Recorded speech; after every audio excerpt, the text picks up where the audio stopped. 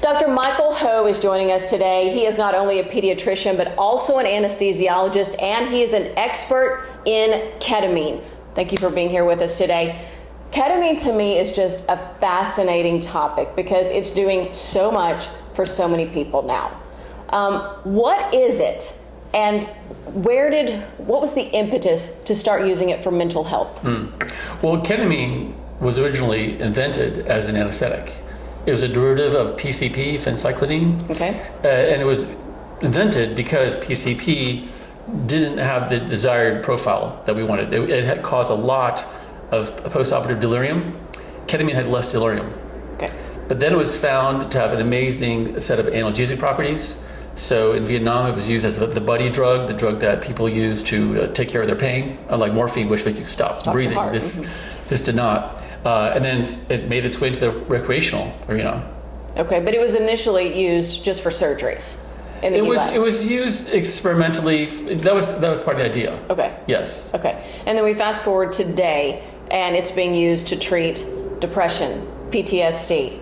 The list goes on. The list goes on. So I want you to talk about, because you do it all day and night now. I mean, that's your full-time job now, is just administering ketamine. And I'm just so curious what you're seeing in your practice, who it's helping and how dramatic it is. Yeah. The primary patient that helps are depressed people and anxiety disorders, PTSD. Those are the big three. Okay. And they're all related. And I know a lot of military people.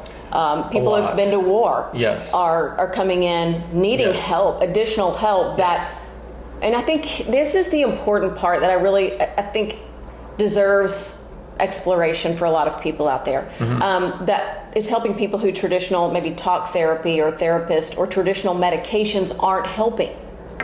Yeah. And that's such a benefit. Right, absolutely. Listen, if you take depression, I think of the rule of thirds. A third of people respond. A third of people get remission, which is close to at least a temporary cure, mm-hmm. and a third of people don't respond. If you look at ketamine, it's rule of halves. In the literature, at least half the people respond. But that's in literature. If you talk to people who run clinics who don't follow the protocols and go beyond the studies, we see 70, 80% remission rates, or response rates, sometimes with remission. And so ketamine is a therapy. Explain how it works when somebody comes in and wants a treatment, if they're suffering from one of those conditions. Right. Well, first we take an intake. We do a history and physical, make sure there aren't any contraindications, and they can raise the blood pressure if you have some manic problem that can exacerbate those feelings.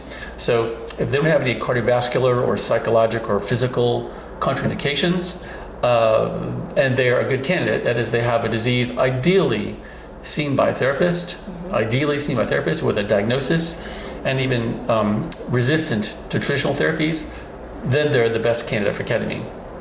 Having said that, have I seen some patients who don't have all those hoops that they jump through, don't have a full resistance to medications? Yes, I've seen people who have severe depression, anxiety, even suicidality, mm-hmm. but they are amenable to ketamine. Okay, let's talk about it in adolescent use as well. Mm-hmm. And so what are you seeing? Where is it working in children? Well, it has been shown to work in children or adolescents for anxiety, for depression, for PTSD. I mean, the same things that adults have. Mm-hmm. It's been shown to work. Is it being used at all for things like autism or ADHD or any of these OCD, any other conditions? Well, when I say it's used for adolescents, that use and for many of these adult disorders is off-label. It's not FDA approved. But yes, it has been tried in those disorders, autism and ADHD, but the literature is scant. We're talking about case reports. Okay. Yeah, but I think I've seen it work in some patients with PTSD in kids, depression, anxiety, and ADHD. Okay. Have you seen it have some benefit for children with autism? I have not. Okay. Not directly, but that's just because I haven't had those patients. But I know there are people that try it in autism. Okay. And it has mixed results.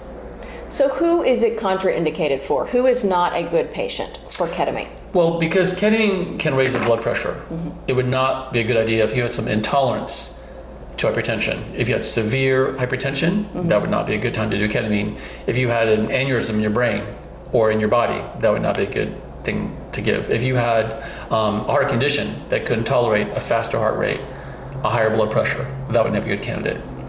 If you had a mental disorder that involved delusions or hallucinations, such that, because ketamine causes delusions and hallucinations, and how would you separate the ketamine from some symptom?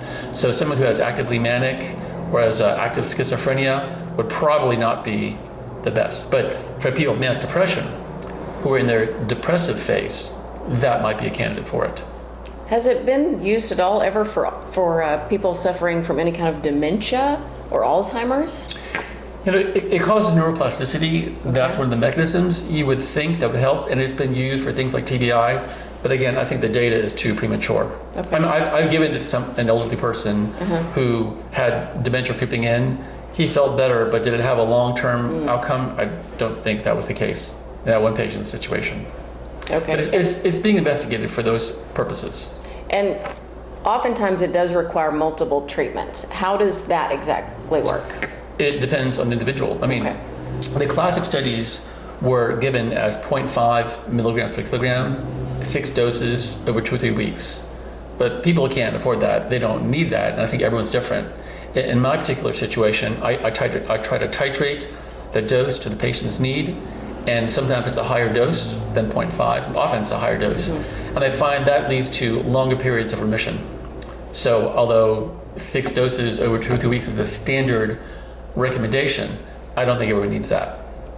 And I mean, part of the reason I'm doing this interview is that I've heard of people, I've known people who have done it and had really tremendous results, whether it was for veterans with PTSD or quite a variety of conditions. And so why do you think it is not, I guess, more tried by people suffering from these conditions? Well, there's probably several reasons. Okay. The first thing, they don't know about it. Okay. I mean, I tell many people, my doctor friends, that I'm giving ketamine, and they say, what? That's a horse tranquilizer. I mean, they don't even know that it's out there. So that's the word of mouth is number one. It's not out there. It's a hidden secret.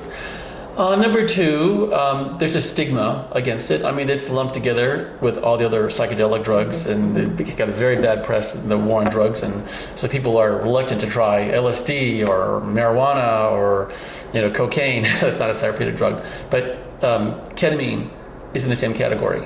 So there's a strong cultural, sociological resistance to using a drug like that when it has a stigma associated with it.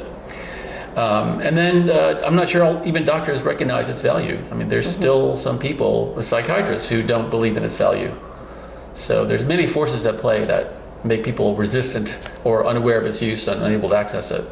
Do we know the mechanism exactly by which it works? To make a long story short, no, but there are a lot of theories. Okay. I think the prevalent theory is, even though it's called an NMDA receptor antagonist, it works by releasing a brain-derived neurotrophic factor, which causes synaptogenesis, new connections between neurons. So that's one theory. When you say that, by the way, that to me sounds like you're healing the brain. In a sense, yes. If you're talking about neurons that have lost their connections, and depression, as we know, is a loss of brain mass, loss of neural connections, ketamine restores them. Now, does it restore them in the same way that people are depressed, so that offsets that effect?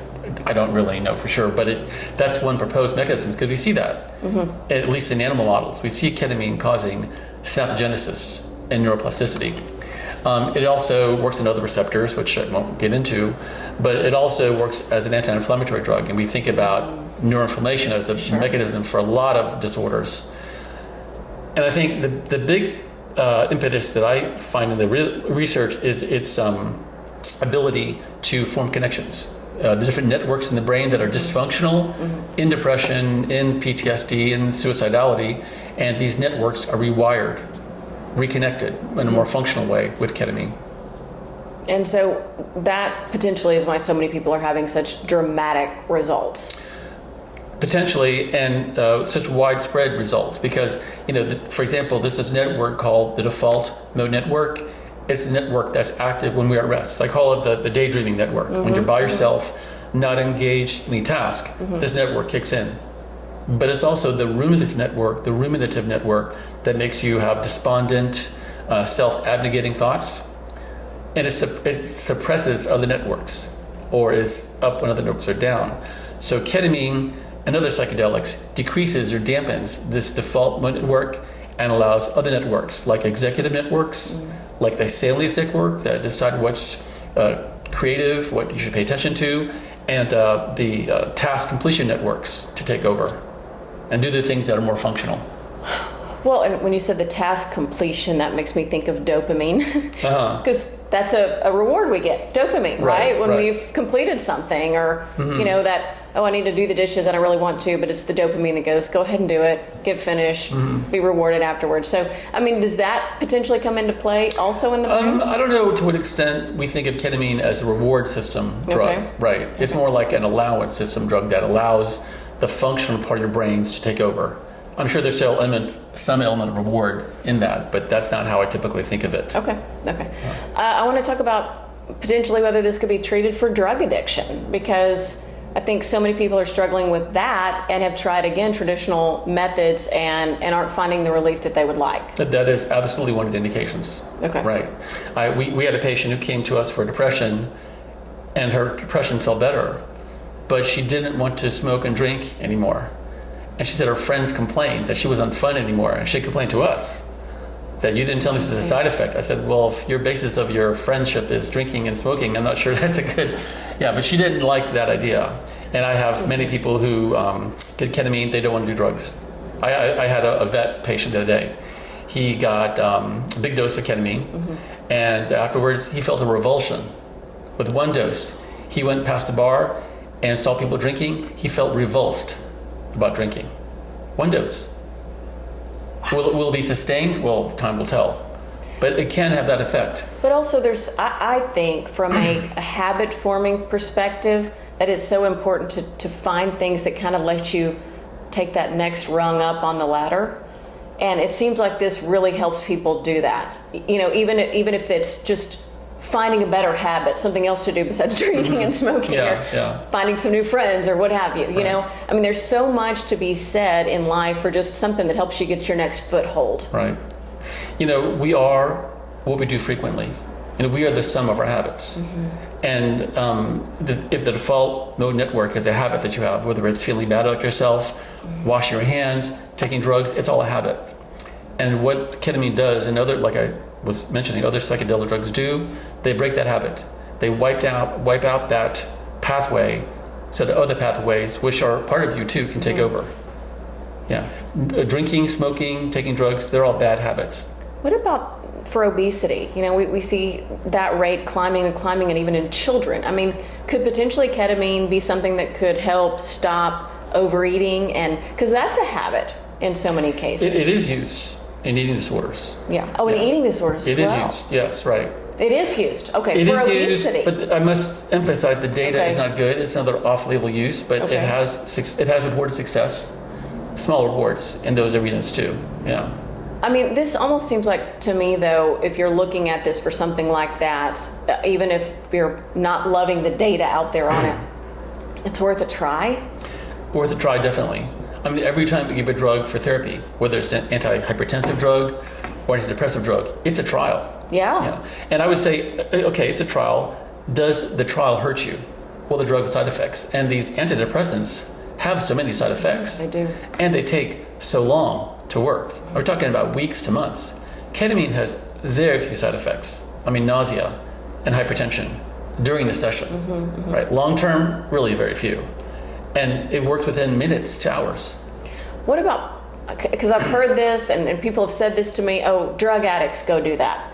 I guess because people want to continue doing this. I mean, does abuse of ketamine come into play ever? Not in the traditional sense. I mean, it's not addictive. Like if you take heroin and you stop taking it, your body will feel it and start having craving for it. You'll get tachycardia, you'll start sweating, you'll having physical side effects. Ketamine doesn't have that side effect, nor does it make you crave ketamine. What you'll feel is, I suppose, the same thing you'd feel if you went down on your antidepressants. You'd feel sadder. You wouldn't feel as upbeat. But I don't call that a dependency. I don't call that an addiction. It's just a need for the drug. So in the same way people need Ozempic to lose weight, they may need ketamine to maintain their peace of mind. Okay. In some cases, and I'll be honest, I've known people who have done it for mental health reasons, and did a couple, 2 or 3 treatments, and then felt like they never really needed it again. I had a patient who had post-COVID fog, was very depressed, could not get out of bed for till 2 o'clock in the afternoon. His wife divorced him. He had moved with his parents. His mother was paying alimony. She dragged him to my office. In 3 doses of ketamine, he was cured. And people say, cure, how long do you mean? I mean, over a year. That's cured. That's remarkable. It's remission. It's a long-term remission, and I just saw him about a month ago, and he was fine. Reestablished his relationship with the kids, has a new girlfriend, but he's back. Yeah, he's a big advocate of ketamine. It saved his life. I've never known anyone who tried it. I'm just going to be honest. I've never known anyone who tried it who wasn't an advocate for it. Personally, I just haven't. That's just around your neighborhood or your friend circle or whatever. You hear stories, and of course, I'm the person that always asks a million questions. I've always been curious about everything in my life. So anyway, I've just never heard someone who had tried it who discouraged others from trying it personally. Most people have a positive response. Yes. I think the failure rate, it depends how you look at it, could be as low as 10-20%. Okay. But I think it depends how it's given. It depends how you select your patients. If you have a good candidate, someone has a known disorder, not some possible mixed disorder, the success rate can be very high. I mean, personally, my success rate is 85-90%. But I'm selective about who I take. And I personalize the dose to what they need. Okay. I guess we've talked about kind of who shouldn't have it or who doesn't belong, but I think there are also people out there who are like, well, could I just optimize my life by doing it? I mean, is this something that's appropriate for that? What are your thoughts on that? Do you see what I'm saying? I mean, someone's like, I wouldn't call myself depressed or anxious, but I would just like to optimize my brain. That's like that Bradley Cooper movie. Yes, I totally thought about that. But yes. Well, I would say there's a fine line between doing what you want to do to optimize what you have versus getting rid of what's holding you back. And many people have subliminal hidden anxieties and fears and dreads and anxieties that hold us back. And if, I wouldn't call it pathological. Sometimes it's cute to be shy. But if that's not who you are and that's not being your best, then ketamine can help you do that. But I would not recommend it just to amplify your performance. It's not a performance drug, at least as of now. It's a drug to treat recognized pathology, depression, anxiety, PTSD, suicidality, substance abuse, chronic pain. Chronic pain. I'm curious about that one. What does it treat? How does that work? Not sure. Neuroplasticity, I would imagine. But the way it's given for chronic pain is often different. It's given in large doses over several days, 4 hours a day, for example, in large doses of several days in succession. People often hospitalized for it. And honestly, the success rate isn't as good for chronic pain. But I've had people with migraine headaches who cannot break their migraine with anything except ketamine. I've had that happen. And ketamine lasts for a few days, a few weeks. Insurance does not cover it though, correct? It does for Spravato. Okay. It does for the FDA-approved form, intranasal form. And that's fine, and many people respond to that very well. For intramuscular forms, for intravenous forms, for sublingual forms, it's not FDA-approved. So it's off-label. But as I was alluding to earlier, 20% of the drugs we give, the way we give it, is off-label. That's not necessarily wrong or dangerous. It's just not approved by studies, and so insurance doesn't get to pay for it. And so what is the cost for most people to get one treatment? If you look across the country, it varies quite a bit. I would say on average, for one classically 4 to 5 minute dose, it's $300, $400 in Houston. Across the country, it can vary widely. I've seen it up to $800, $900 a session. So it can take a chunk out of your wallet. Sure. Okay. Yeah, that's not insignificant. But if you're talking about radically changing your life, it's something certainly people would have to evaluate. And so, I guess then does a clinician or a doctor usually recommend that, and then someone finds you that way? How does that work? Ideally, you would get a referral from a therapist or a psychiatrist who has a fixed diagnosis. But honestly, many people self-refer. And after my intake, if I feel it's a legitimate set of symptoms they have and it's not something else, then I'm willing to give them therapy. And how young does an adolescent therapy for this start? Adolescence could be defined as 10 to 19. Okay. I've never done someone that young. I think the youngest I've done is in the 14, 15 range. Okay. Yeah. Okay, and then describe the process. So you get an IV, you take it from there. Well, the way I do it is I start an IV. Okay. I attach my monitors and I just start the infusion.